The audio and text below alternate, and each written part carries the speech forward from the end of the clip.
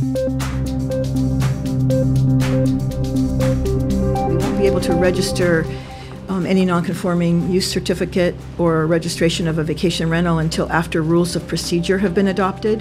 The Hawaii County Council's short-term vacation rental bill advanced to second reading on November 2nd. It's tough, this bill will affect the entire island. Bill 108 passed first reading after a long day of discussion in Hilo. So if I can't vacate rental out one of the properties, I'm going to be financially destroyed. For most residents, the protections of residential neighborhoods from vacation use and abuse is what's important, along with assurances that there'll be enough affordable long-term housing for residents. Once again, the council heard hours of public testimony. We feel that offering our home as a vacation rental instead, when we go to the mainland to visit our children, it would be a ghost house. This is money that I use to raise my children.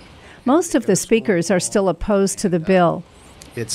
It's vital that, this job exists for me and other people like me. There are tons of local families that I know personally that have a hand in supporting this industry. Especially testifiers from Puna, who say the bill will further weaken an already ailing economy, which has suffered during the recent eruption of Kilauea volcano. It's been a really long summer watching our friends lose their businesses and lose their incomes, and watching the people in our community that we care about have to leave.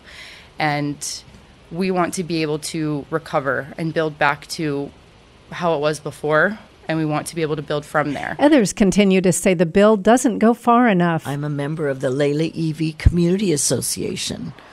By issuing non-conformance use certificates, Bill 108 permits and legalizes thousands of vacation rentals that do not conform with the current zoning code. Bill 108 doesn't cap the number of short-term rentals an owner can operate.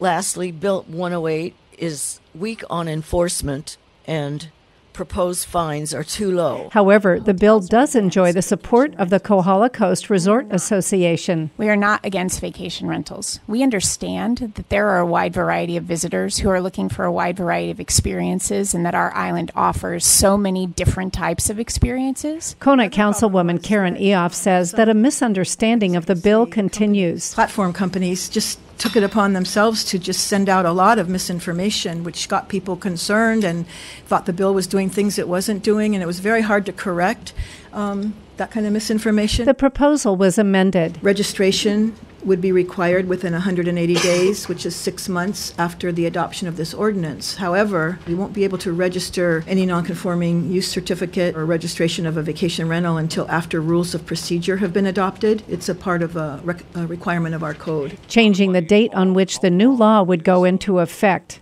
Is this process going to take? It could go anywhere to 4 or 5, maybe even 6 months, depending on some of the comments that we may receive by the public. I have an amendment which was just dropped on your desk. Another amendment introduced by Puna Councilwoman Eileen O'Hara failed to get any support. So the only way that I can see to allow Puna to participate under this regulatory regime is to give them time to recover now, and then they can participate knowing this is the future. O'Hara wants to exempt the Puna district from the regulations for 5 years. The problem with this amendment is that zoning applies countywide.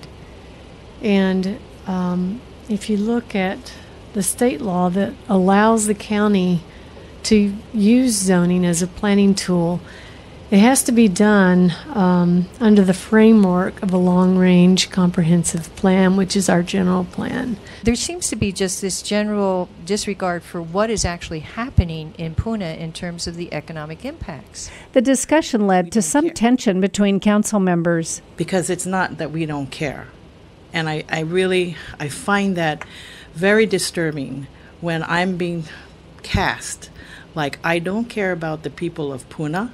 This is never to insinuate that anyone up here is a bad person.